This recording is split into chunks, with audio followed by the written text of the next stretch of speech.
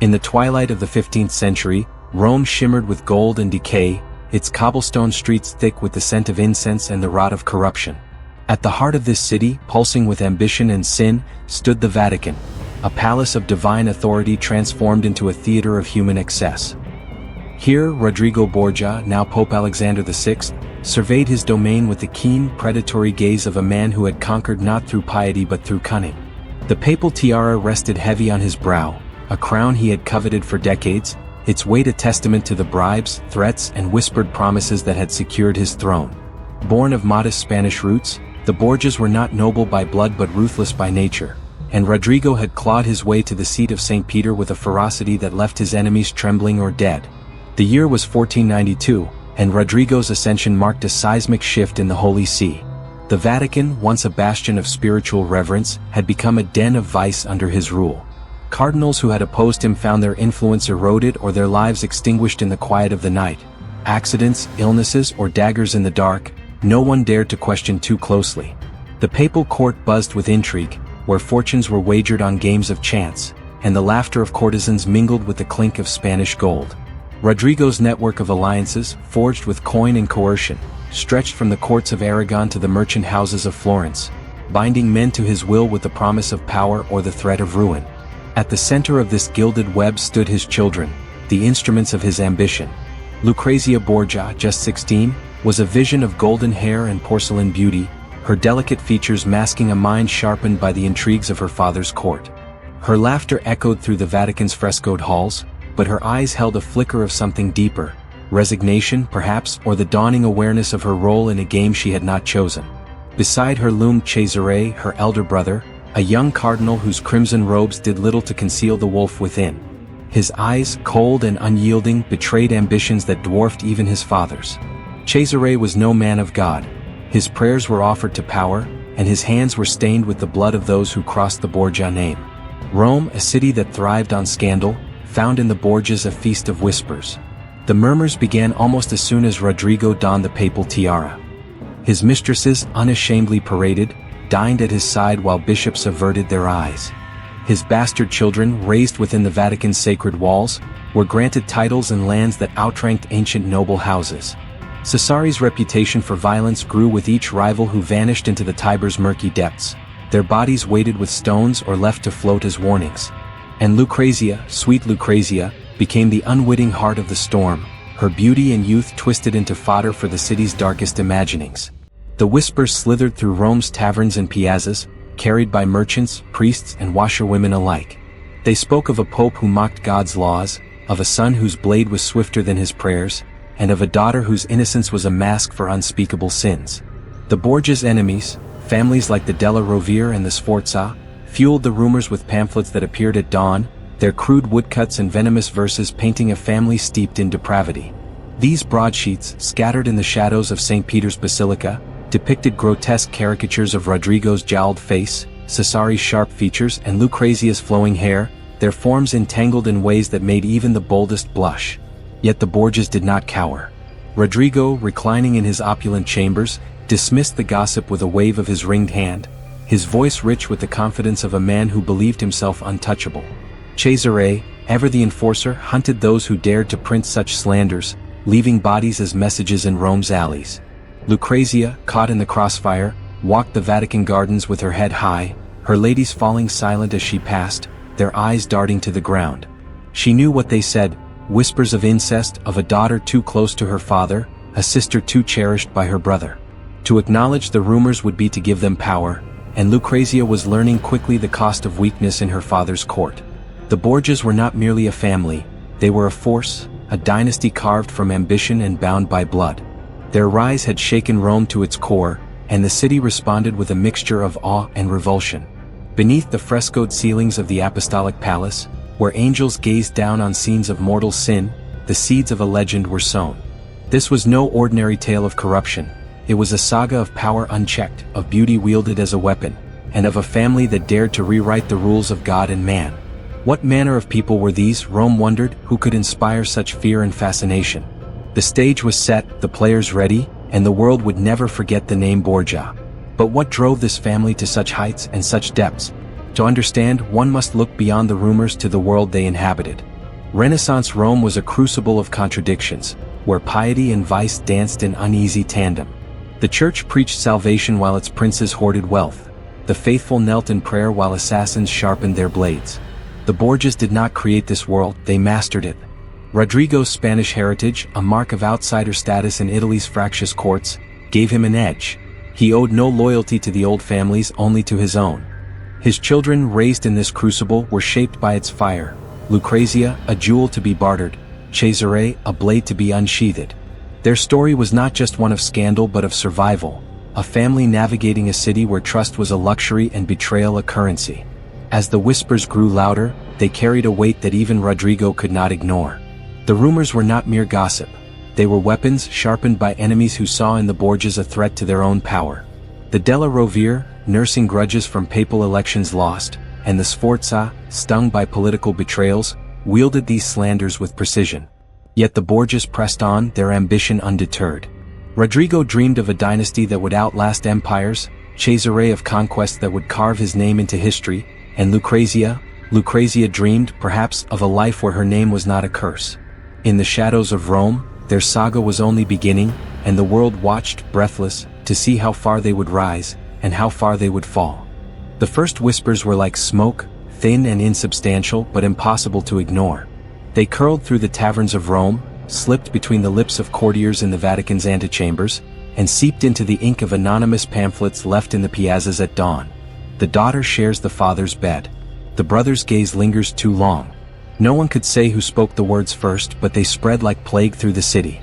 The Borgias' enemies needed no proof, only scandal, only something vile enough to erode the family's grip on power. And what was more vile than incest?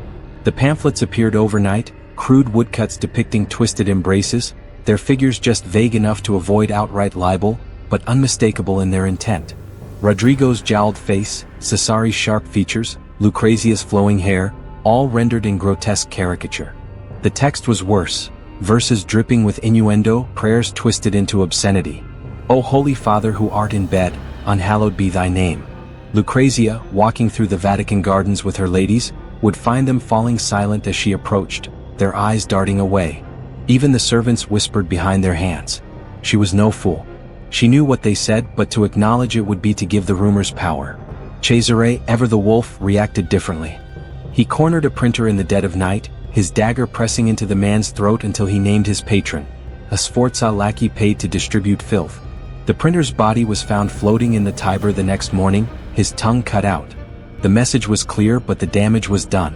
Scandal, once unleashed, could not be so easily sheathed. Rodrigo, for his part, dismissed it all with a wave of his ringed hand.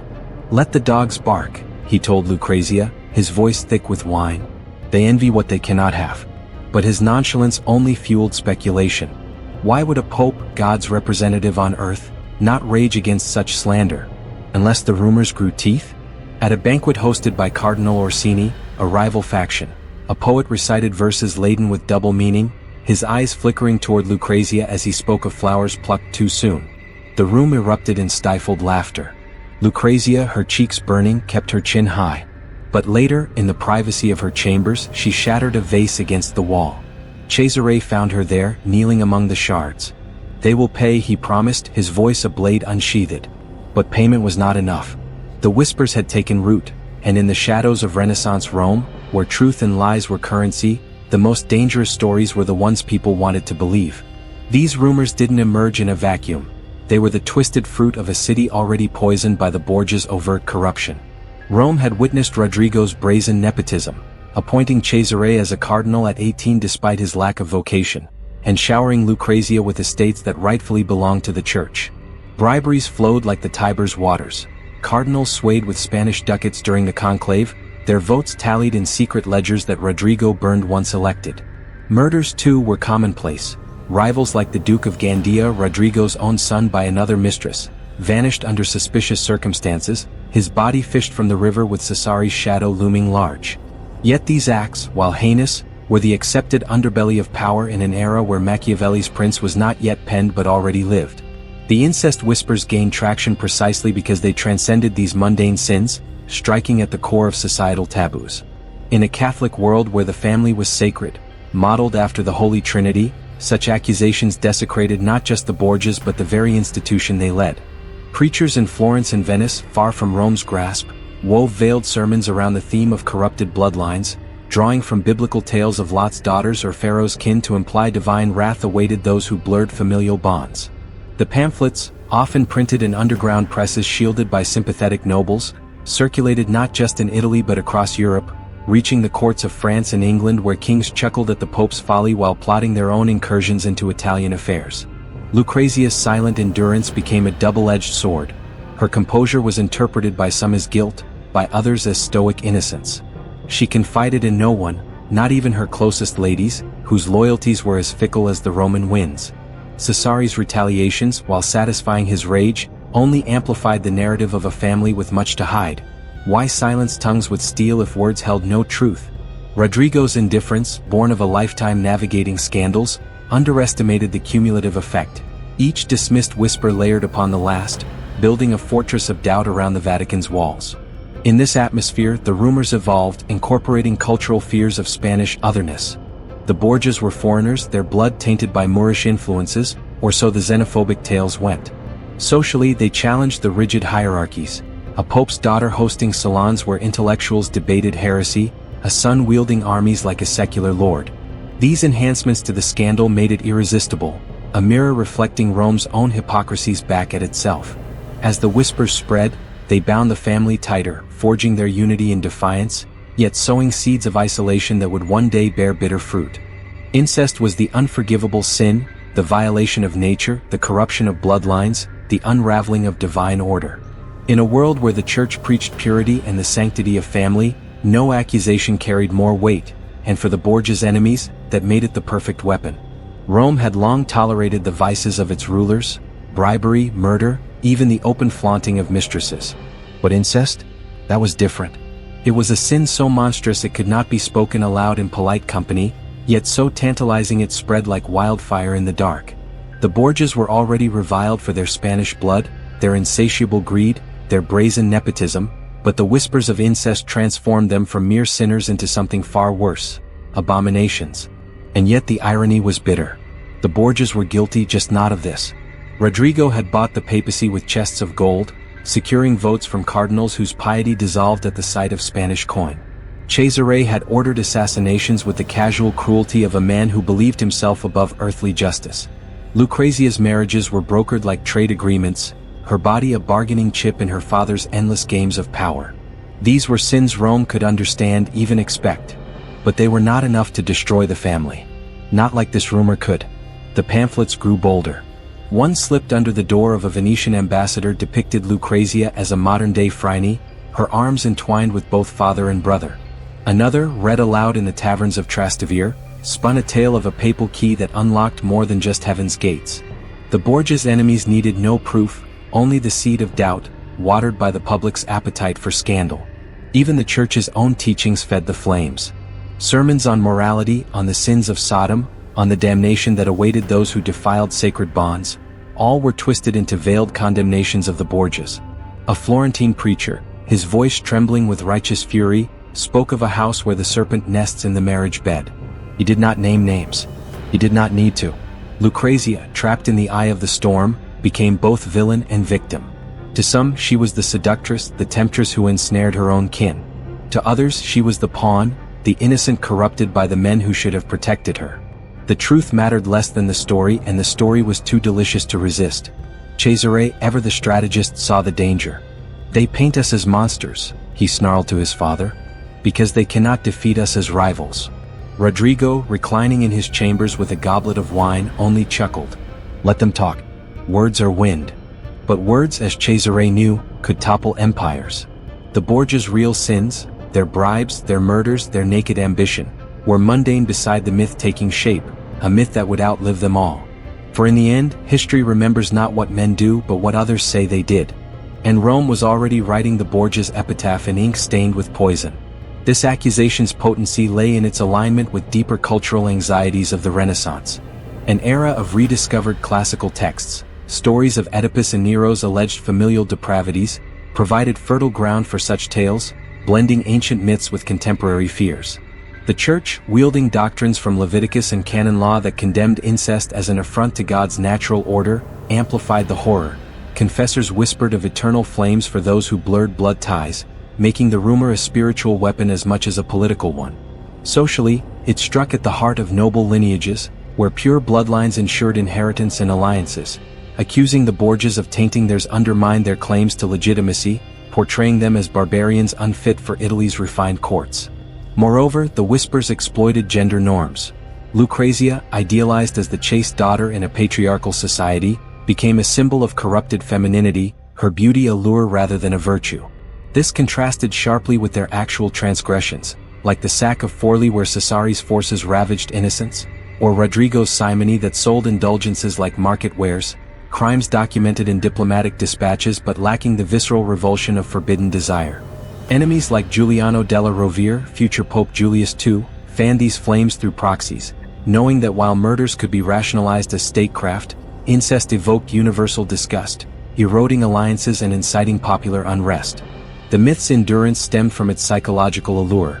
It offered a narrative of hubris, where the Borgias' ascent invited divine retribution through their own depravity. In taverns, storytellers embellished tales with lurid details, drawing crowds eager for moral schadenfreude. Even allies grew wary, distancing themselves lest the stain spread.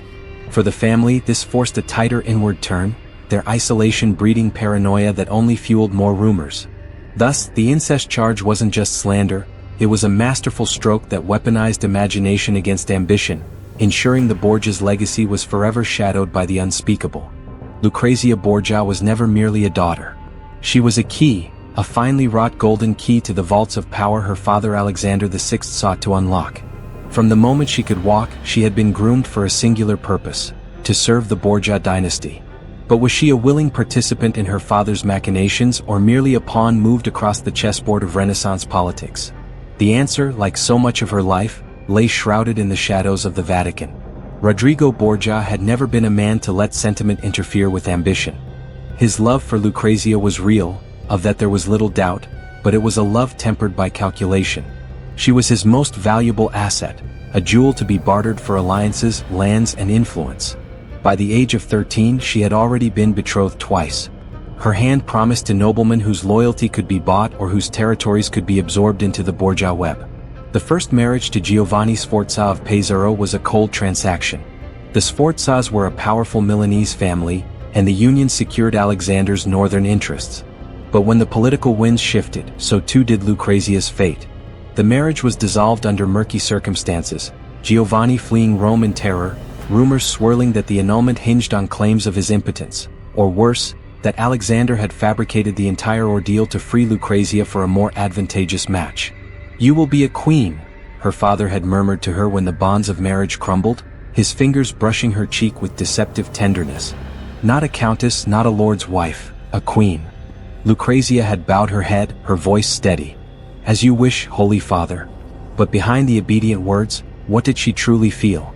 Some historians would later paint her as a passive ornament, her will bent entirely to her father's.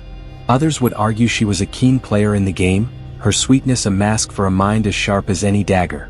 The truth perhaps lay somewhere in between. Her second marriage to Alfonso of Aragon, a prince of Naples, was another piece in Alexander's grand design. Naples was a jewel in the Mediterranean, and with Lucrezia as its future queen, the Borgias would command the south as they did Rome. But this union too would end in blood. Alfonso would not live to see his throne, his body left broken in a Roman alley, his killers never named but widely suspected. It was these marriages, these abrupt, brutal shifts in her fate that fed the darkest whispers. Why would a father so publicly parade his daughter through betrothals and annulments, unless there was something unnatural in their bond? The pamphleteers sneered. What groom could satisfy a bride already claimed by her own kin? Lucrezia's ladies reported hearing her weep at night, but by dawn she was always composed, her face a serene mask as she attended mass at her father's side. Was it resignation, complicity, or the steely resolve of a woman who understood that survival in the Borgia court meant playing the game better than anyone else? Alexander, for his part, seemed untroubled by the rumors. When a cardinal dared to allude to the scandal in a consistory meeting, the Pope's laughter boomed through the hall. "Do you think I would share such a treasure with any man, even my own son?" The jest was calculated, brazen enough to mock the accusation, yet laced with just enough ambiguity to unsettle. In the end, Lucrezia's value to her father was never in question. She was the perfect instrument, beautiful, intelligent, malleable when necessary, ruthless when required. Whether she embraced her role or merely endured it mattered little to Alexander. The Borgias did not deal in love. They dealt in power, and power, as Rome was learning, was a far more dangerous thing than desire. This strategic use of Lucrezia reflected broader Renaissance practices, where daughters of noble houses were traded like territories in treaties, their dowries sealing pacts that could make or break empires. Yet the Borgias elevated this to an art form, infusing it with a personal intensity that bordered on obsession. Rodrigo's grooming of Lucrezia began in childhood, educating her in Latin, rhetoric, and courtly graces not just for refinement but for leverage. Her intellect making her an enticing match, her poise a veil for the family's schemes. Internally, Lucrezia grappled with conflicting emotions, filial duty clashing with fleeting dreams of autonomy, glimpses of which appeared in her private letters, where she expressed quiet longing for a life beyond politics. The annulment of her first marriage, justified by Giovanni's alleged impotence, a humiliation he contested vehemently, sparked not just rumors but diplomatic fallout, with Milanese envoys decrying Borgia treachery in dispatches that circulated widely. The second union with Alfonso offered a rare spark of genuine affection. Contemporaries noted Lucrezia's unfeigned joy at their wedding, a contrast to the calculated pomp of her previous nuptials. But this happiness only deepened the tragedy of his demise, amplifying whispers that her father's or brother's jealousy played a role, blending political expediency with alleged personal perversion. These events didn't just feed scandals. They humanized Lucrezia, revealing cracks in her facade where vulnerability seeped through, making her a tragic figure in a narrative dominated by her family's villainy. In this web of alliances and betrayals, Lucrezia's internal turmoil, pride in her lineage warring with the pain of being a perpetual commodity, added layers of emotional depth, transforming her from a mere historical footnote into a symbol of Renaissance women's constrained agency. Cesare Borgia moved through Rome like a blade unsheathed, swift, silent, and deadly. Where his father ruled with gold and guile, Cesare preferred steel. His reputation was carved in blood. The cardinal who had cast aside his robes for armor, the Pope's son who commanded armies with the same ease he once recited scripture. But it was his relationship with Lucrezia that truly set tongues wagging. The siblings were inseparable. Cesare, ever the protector, hovered at Lucrezia's side, his presence a silent warning to those who might think to harm or slight her. He escorted her to mass, lingered at her banquets, and dismissed her suitors with a glance that promised violence. To outsiders, their closeness was unnatural. To the Borgias, it was simply the way of their world. Lucrezia, for her part, seemed to bask in her brother's shadow. Where others saw menace, she saw devotion. "No one understands him as I do," she once confided to a lady-in-waiting, her voice tinged with pride. "He is not the monster they paint him to be." But Rome knew better, or at least it thought it did. The rumors had begun years earlier when Lucrezia was still a girl. Whispers that Cesare lingered too long in her chambers, that his kisses lingered on her cheek, that his gifts, jewels, silks, a dagger with a pearl handle, were more fitting for a lover than a brother. The truth, as ever, was murkier. Cesare was possessive, yes, but whether his love was fraternal or something darker, none could say for certain. Even history hesitates to draw the line. What was undeniable was Cesare's role in Lucrezia's scandals. When her first marriage to Giovanni Sforza crumbled, it was Cesare who delivered the annulment papers and Cesare who was rumored to have threatened Giovanni's life if he refused to sign. When her second husband, Alfonso of Aragon, was found stabbed in an alley, it was Cesare's name that rose to the surface like a corpse in the Tiber. He would kill for her, the courtiers murmured. But would he kill because of her? The question haunted Lucrezia's reputation. Did Cesare eliminate Alfonso out of political necessity or out of jealousy? The timing was damning. Alfonso had been young, handsome, beloved by Lucrezia in a way none of her previous suitors had been. Their marriage had been one of rare affection, a fleeting glimpse of happiness in the Borgia's cutthroat world, and then abruptly it ended in blood. Cesare never confessed, but he never denied it either. When pressed by a drunken nobleman at a banquet, he merely smiled, swirling his wine. A man who cannot keep what is his does not deserve to keep it. The nobleman did not speak again that night. Lucrezia's grief was public, her tears genuine. But within weeks she was back at her father's side, her mourning clothes exchanged for silks, her face a mask of composure. Some said she had forgiven Cesare. Others whispered she had known all along. The siblings' bond only deepened in the aftermath. Cesare, ever the strategist, ensured Lucrezia's next marriage would be to a man of his choosing, Alfonso d'Este, Duke of Ferrara, a match that would secure the Borgias' legacy in the north. And Lucrezia, ever the dutiful daughter, acquiesced. But Rome never forgot. The rumors festered, fed by Cesare's ruthless reputation and Lucrezia's enigmatic silence. Had they been partners in crime? Had their bond crossed the line from loyalty into something unspeakable? The truth, like so much of the Borgias' lives, was buried beneath layers of power, propaganda, and poison. But one thing was certain. In the shadow of Cesare Borgia, Lucrezia was both protected and imprisoned. A queen on a chessboard where every move was dictated by blood.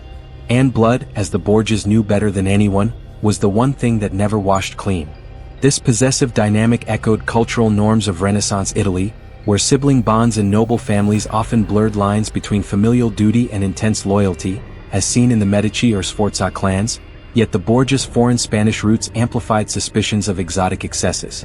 Cesare's military prowess, inspired by Machiavelli's The Prince, which drew from his campaigns in Romagna, conquering cities like Urbino with brutal efficiency, cast him as a Renaissance Superman, his devotion to Lucrezia romanticized in some circles as chivalric, but twisted by enemies into perversion.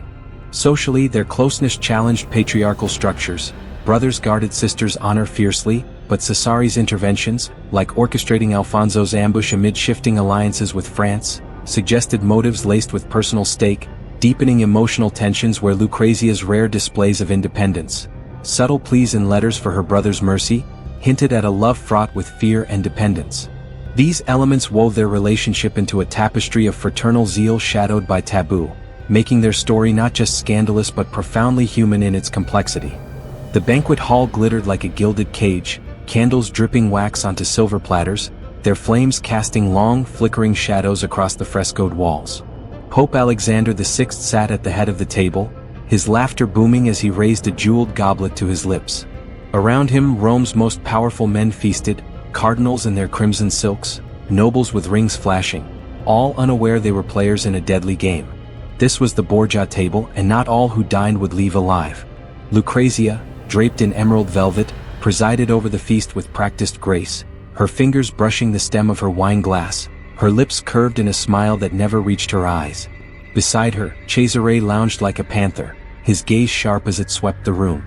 The air was thick with the scent of roasted meats and spiced wine, and something else, something acrid beneath the perfume. The first to falter was Cardinal Orsini. His face, already flushed from wine, turned ashen.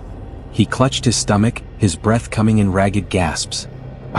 "I feel unwell," he muttered, but his words were lost in the din of laughter.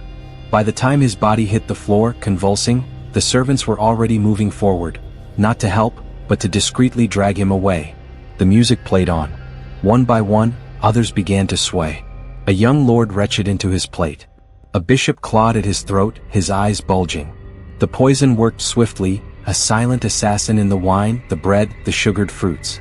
Some said it was Cantarella, the Borgia's signature brew, a concoction so refined it left no trace, only corpses.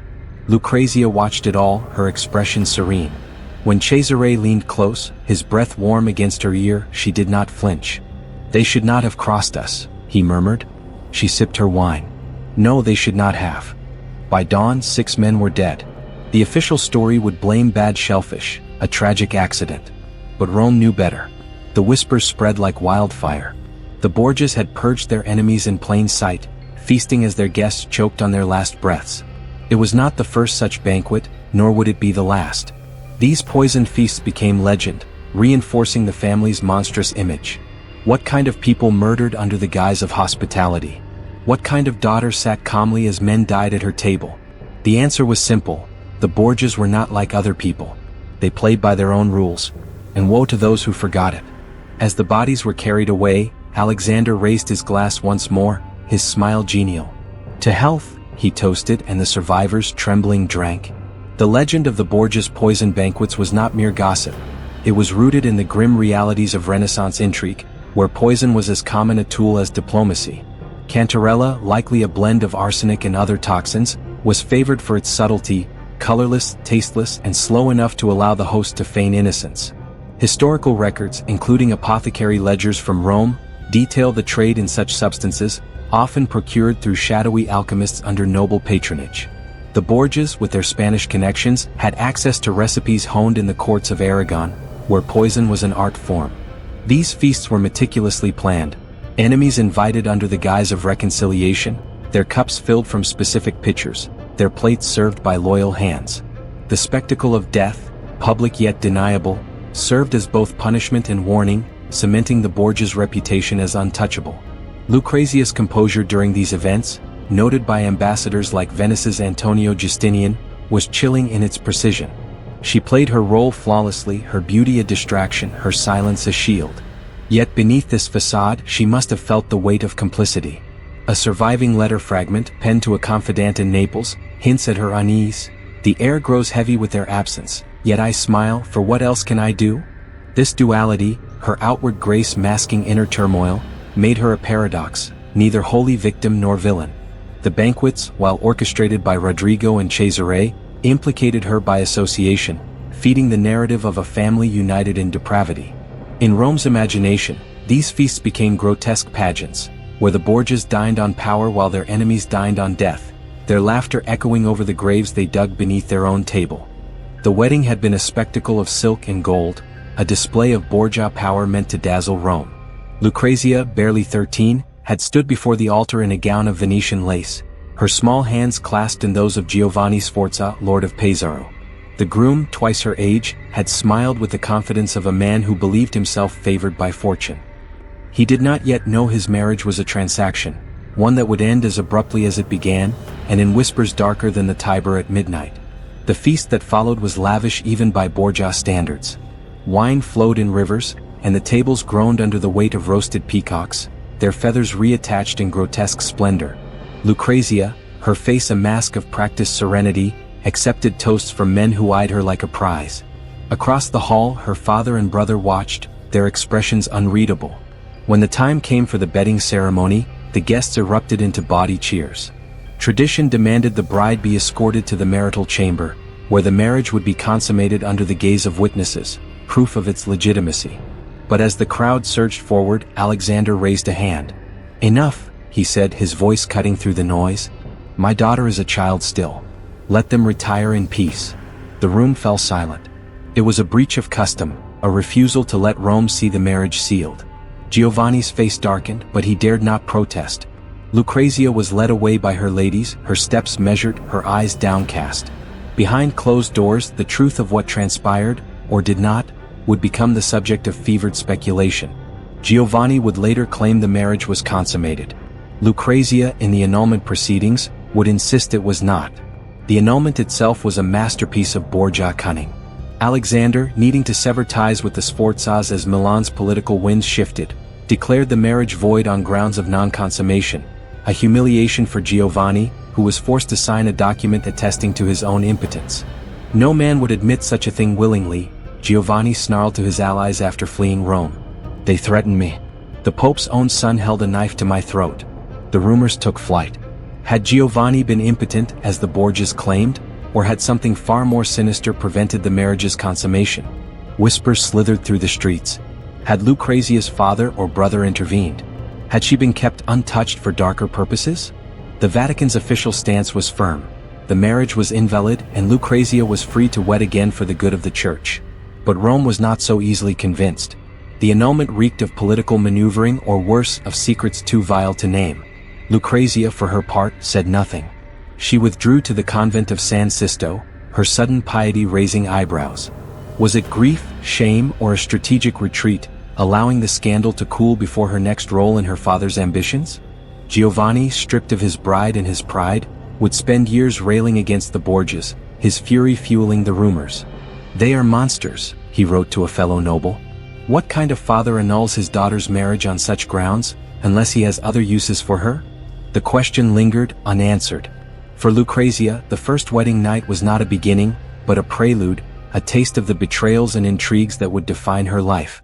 And for Rome, it was proof that in the house of Borgia, even love was a weapon. This scandal was not just a personal blow but a calculated move in the chess game of Renaissance politics. The annulment, finalized in 1497, aligned with Alexander's pivot away from Milan toward alliances with Naples and France, as documented in Vatican records. The public nature of Giovanni's humiliation, forced to declare impotence in a notarized decree, was a deliberate power play, showcasing the Borgias' ability to bend even proud families to their will. Yet it came at a cost. Lucrezia's retreat to San Sisto, a Dominican convent known for its austerity, was likely orchestrated to project piety, but it sparked new rumors. Convent gossip, recorded by a visiting Florentine nun, speculated about a pregnancy, perhaps Giovanni's, perhaps not, hidden behind the convent's walls. These tales, though unproven, were amplified by pamphlets that painted Lucrezia as a fallen Madonna, her sanctity. System: virginity a sin too grave to be named. The Borgias, with their Spanish blood and ruthless ambition, were already outsiders in Rome's elite circles. The annulment, paired with their brazenness, gave their enemies a narrative they could exploit. Lucrezia's time at San Sisto, where she spent months in seclusion, was less about repentance and more about strategic timing, allowing the Sforza affair to fade from public discourse while her father negotiated her next match. But the whispers of her convent stay grew into tales of concealed shame, each one adding fuel to the myth of a daughter too closely tied to her kin. In her silence, Lucrezia let the rumors grow, learning early that words could be as deadly as daggers, and that survival meant wielding both with care. The streets of Rome were slick with rain the night Alfonso of Aragon died. Lucrezia had wept when they brought her the news. Her second husband, handsome, gentle Alfonso, the only man she had ever dared to love, lay broken in the mud of an alleyway, his body pierced by assassins' blades. The killers had vanished like shadows, leaving behind only blood and the echo of hurried footsteps. The city held its breath. Everyone knew who stood to gain from Alfonso's death. The Aragonese alliance had soured. Naples was no longer useful to Alexander VI's ambitions, and Cesare Borgia, ever the serpent in the garden, had made no secret of his disdain for his brother-in-law. Lucrezia, cloaked in black, knelt beside her husband's corpse in the dim light of the chapel.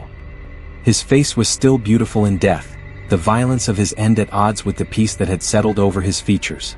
She pressed a kiss to his cold forehead, her tears falling onto his still chest.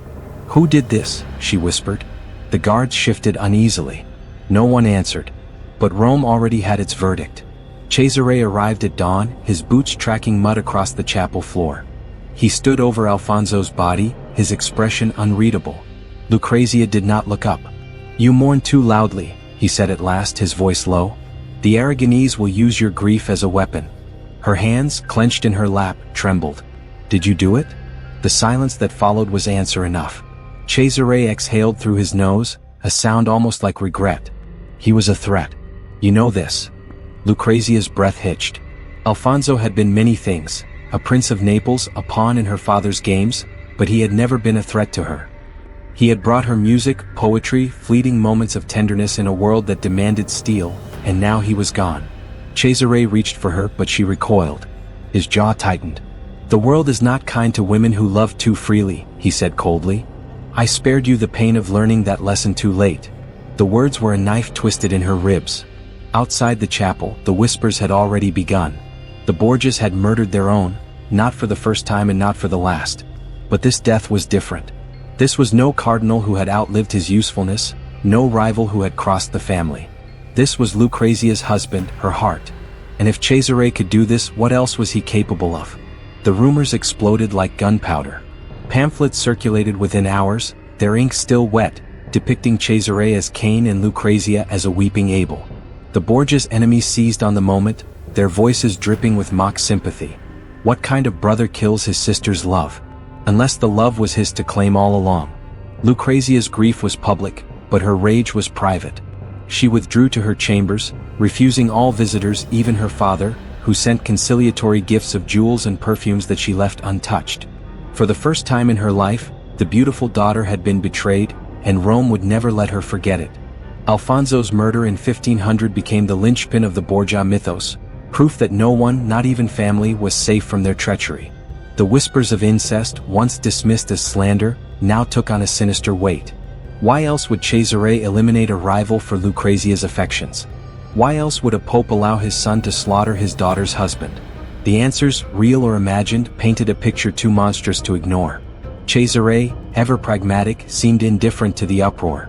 When a Spanish envoy dared to question him, He smiled and offered the man a glass of wine. "Accidents happen," he said lightly. The envoy declined the drink. Lucrezia, meanwhile, became a ghost in her own palace. Her ladies reported hearing her weep at night, but by day she was a statue, beautiful, untouchable, her emotions locked away where no one could see them. Only once did she break her silence. At a private mass for Alfonso's soul, she turned to her brother, her voice barely audible. "You took him from me." Cesare's gaze did not waver. "I protected you." She laughed then, a sound like shattering glass. "No, you only proved what they all say about us." And with that, she walked away, leaving him standing in the candlelight, the architect of his own damnation. The murder, recorded in Venetian dispatches as a deliberate act, was a turning point. Alfonso's death severed ties with Naples, freeing Lucrezia for a new alliance with Ferrara, but it also crystallized the Borgias' image as a family unbound by moral limits. Historical accounts suggest Cesare's involvement was political. Alfonso's ties to Naples threatened Cesare's campaigns in the Romagna, but the personal undertones were undeniable. Lucrezia's genuine love for Alfonso, evident in her commissioning of elegies for him, clashed with Cesare's possessiveness, which ambassadors described as a fire that consumes all but family. Her withdrawal afterward, documented in court records as a period of seclusion, was not just grief but a reckoning with her role in a family where love was a liability. The pamphlets, with their lurid depictions of Cesare's jealousy, wove fact and fiction into a narrative that haunted Lucrezia, turning her private loss into public infamy. In this moment, she learned that even her heart was not her own. It belonged to the Borgia name, and the name demanded blood. The Vatican's corridors whispered with the rustle of silk and the scent of perfume long after Vespers. Pope Alexander VI, God's chosen vicar on earth, held court by day in sacred vestments, but by night the robes slipped away, revealing a man of earthly appetites. His mistresses moved through the apostolic palace like shadows, their laughter echoing where hymns should have reigned. Giulia Farnese, called La Bella for the golden hair that tumbled down her back, was the most infamous. Barely 16 when she caught the Pope's eye, she became his acknowledged concubine, her likeness painted as the Virgin Mary in Vatican frescoes, a blasphemy that made even jaded cardinals blanch. Then there was Venazia dei Catanii, mother of his 4 eldest children, her influence lingering like smoke long after their affair cooled. And others, whose names history barely recorded, fleeting figures in the papal bed. Rome had tolerated popes with mistresses before, but Alexander flaunted his sins. He hosted banquets where his lovers dined beside bishops, their jewels glinting in the candlelight. He bestowed titles and lands upon his bastards, seating them above princes of the church.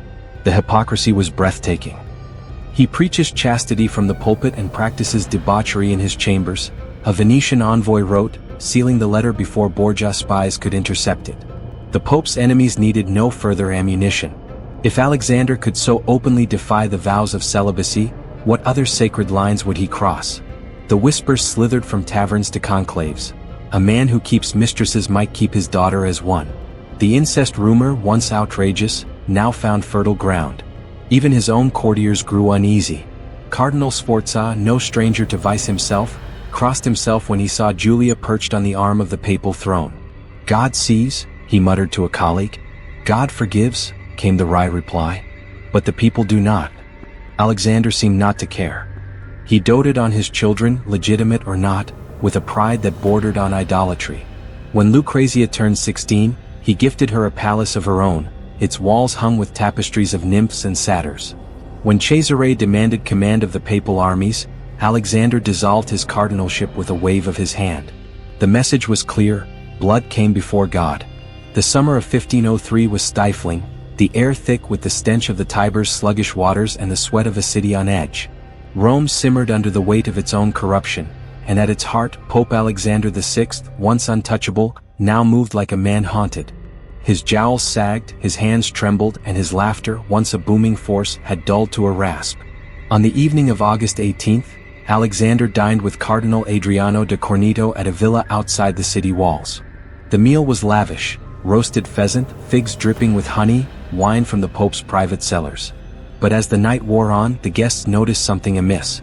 The Pope, usually a glutton for both food and conversation, picked at his plate, his face ashen. "Holiness, are you unwell?" Corneto ventured. Alexander waved a dismissive hand. "A trifle, the heat perhaps." By midnight he was writhing in agony. Servants carried him back to the Vatican, his robes drenched in sweat, his breath coming in ragged gasps. Physicians were summoned, their diagnoses whispered behind cupped hands. Some spoke of tertian fever, others of a surfeit of rich food. But Rome, ever suspicious, had another theory: poison. The rumor spread like wildfire. Had the Della Rovere finally succeeded where their armies had failed? Had the Sforzas, seething over Lucrezia's annulled marriage, slipped venom into the papal wine? Or, more chillingly, had God himself delivered divine retribution upon a man who had defied every sacred law? Cesare, returning from a campaign in the Romagna, found his father's chambers in chaos. The once mighty pope lay shrunken beneath silk sheets, his skin mottled, his eyes darting in delirium. At his bedside, Lucrezia clutched a vial of holy water, her lips moving in silent prayer. Who did this? Cesare demanded, his voice ablade. The physicians exchanged glances. Nature, perhaps. Or, the symptoms resemble Cantarella. The word hung like a curse. Cantarella, the Borgia's own weapon, rumored to leave no trace. The irony was bitter. Had Alexander fallen to his own methods? Alexander's final hours were a grotesque spectacle. He raved of demons, of flames licking at his feet. At times, he called for Lucrezia, his voice cracking with something akin to fear. "Daughter, forgive me." On the third day, as the sun set in a blaze of scarlet, the Pope's breath stilled. Silence fell over the Vatican. Then, from the streets below, a sound began, first a murmur, then a roar. The people of Rome, long oppressed by Borgia rule, took to the piazzas, their voices rising in a cacophony of grief, relief, and disbelief. The Pope was dead. The reign of terror was over. Or so they thought. The brazenness of Alexander's lifestyle, documented in dispatches from ambassadors like Florence's Francesco Guicciardini, was no mere personal failing, it was a political lightning rod. His mistresses, particularly Julia Farnese, were not just lovers but strategic allies, their families granted favors that tied them to the Borgia cause. Yet this openness, in an era when popes at least feigned piety, made every rumor plausible. The incest accusations gained traction not because of evidence but because Alexander's public sins, lavish banquets for Julia, lands for his bastards, suggested no boundary was sacred. His death, detailed in medical reports as consistent with arsenic poisoning, fueled speculation of internal betrayal, perhaps by a spurned ally like Corneto, whose survival raised suspicions. Lucrezia's presence at his bedside, her prayers fervent yet futile, added a layer of pathos. Was she mourning a father or a captor? The chaos of his passing, with Rome's mobs looting Borgia properties, marked the first crack in their dynasty, a warning that power built on fear could crumble as swiftly as it rose. Without Alexander's iron grip on the papacy, Rome turned on the Borgias like a pack of starving wolves. Cesare, once the invincible prince of the church's armies, found himself adrift. His father's death in 1503 had severed the strings of his power, and the new pope, Pius III, lasted only weeks before the Della Rovere faction secured the throne for Julius II, their longtime enemy. The Borgia's golden age was over. Cesare fled Rome under cover of night, his armor traded for the garb of a merchant, his infamous swagger reduced to the hurried steps of a fugitive. But even in exile, his name carried too much weight. Captured in Naples by Gonzalo de Córdoba, a Spanish general who had once been his ally, Cesare was thrown into a dungeon, his destiny no longer his own. The news reached Lucrezia in Ferrara, where she had rebuilt her life as the Duchess of Este. The letter trembled in her hands as she read of her brother's imprisonment, first in Spain, then in the bleak fortress of La Mota. "He will not last the winter," her informant wrote. "The Spanish king has no love for traitors." Lucrezia did not weep. She had shed too many tears for the Borgias already. Instead, she folded the letter and tucked it into the folds of her gown, her face a mask of ducal composure. Cesare's end came swiftly. In 1507, barely 4 years after their father's death, he died in a skirmish in Navarre, cut down not by a rival general but by a nameless soldier's spear. The man who had once been the terror of Italy fell ignobly, his body left to the crows. When word reached Ferrara, Lucrezia ordered a mass for his soul. She knelt in the cathedral, her black veil hiding her face, her lips moving in silent prayer. The courtiers whispered, was she mourning the brother who had loved her too fiercely? Or the monster who had destroyed so much? Perhaps both. For Lucrezia, Cesare's death was the final severing of her past. With him gone, the last living tether to the Borgia name was cut. No longer the Pope's daughter, no longer the warlord's sister, she was free, if such a thing were possible, to be only herself. Ferrara's ducal palace rose like a fortress of marble and light, its gardens fragrant with orange blossoms and the murmur of fountains. Here, far from the poisoned intrigues of Rome, Lucrezia Borgia, now Lucrezia d'Este, walked the sunlit corridors as a woman reborn. Her third marriage had been her salvation. Alfonso d'Este, Duke of Ferrara, was no lovesick poet like her ill-fated Alfonso of Aragon, nor a pawn like Giovanni Sforza. He was a ruler in his own right, pragmatic and unshaken by the whispers that trailed his bride. "I care little for gossip," he had told her plainly, "only for loyalty." And so Lucrezia had vowed to be loyal. She threw herself into her new role with a fervor that surprised even her. No longer the passive ornament of the Vatican, she became Ferrara's beating heart, patron of poets, protector of the arts, a mother to her growing brood of Este children. The people, wary at first of the infamous Borgia daughter, soon whispered of her kindness, how she fed the poor during famine, how she knelt in the cathedral for hours, her devotion unfeigned. But redemption was never so simple. The past clung to her like a shadow. When she hosted masquerades, guests still murmured behind their masks. Did she poison her rivals? Did she bed her brother? The pamphlets followed her, smuggled into Ferrara by merchants, their ink staining her new life with old sins. Even her ladies, though outwardly devoted, sometimes flinched when she reached for their hands. One evening, as she walked the palace gardens with her youngest son cradled in her arms, Alfonso joined her, his boots crunching on the gravel. "They still talk," he said without preamble, his voice low. Lucrezia did not pretend to misunderstand. "They always will. Does it trouble you?" She looked down at her son, his face innocent of the world's cruelties. "Once it would have," she exhaled, watching a petal drift from a blooming rose. "Now, let them whisper. I know who I am." Alfonso studied her, his expression unreadable. "You are my wife, the mother of my heirs. That is all that matters." But Lucrezia knew better. The Borgia name could not be so easily shed. Cesare's ghost haunted her still. She had mourned him in secret, lighting candles in a private chapel where no one could see her tears. The brother who had loved and betrayed her, who had shaped her destiny as surely as her father had, was gone, and with him the last witness to the girl she had once been. Yet even in Ferrara the rumors found her. When a traveling friar preached in the piazza of a scarlet woman whose sins could never be washed clean, the crowd's eyes flicked toward the palace. Alfonso had the man expelled, but the damage was done. Lucrezia's greatest battle was not for power, but for memory. She commissioned portraits that showed her as the pious duchess, the devoted mother.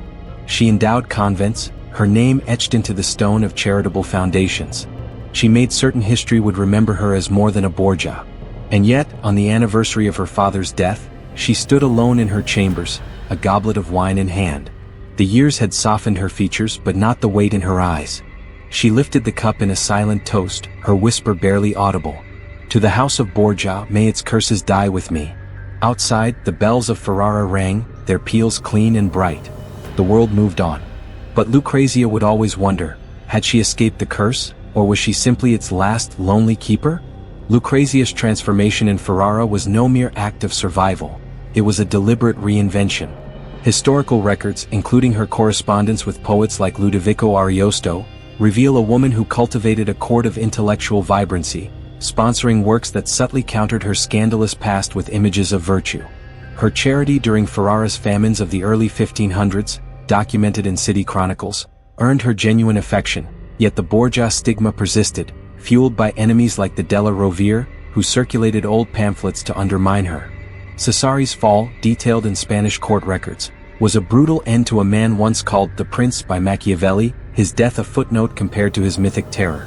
Lucrezia's refusal to publicly mourn him, choosing private masses instead, reflected her understanding that any display would revive the incest rumors.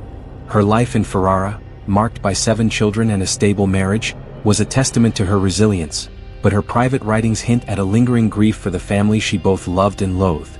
The Borgia myth, as she knew, would outlive her, its shadow a reminder that freedom from the past was a dream even a duchess could not afford.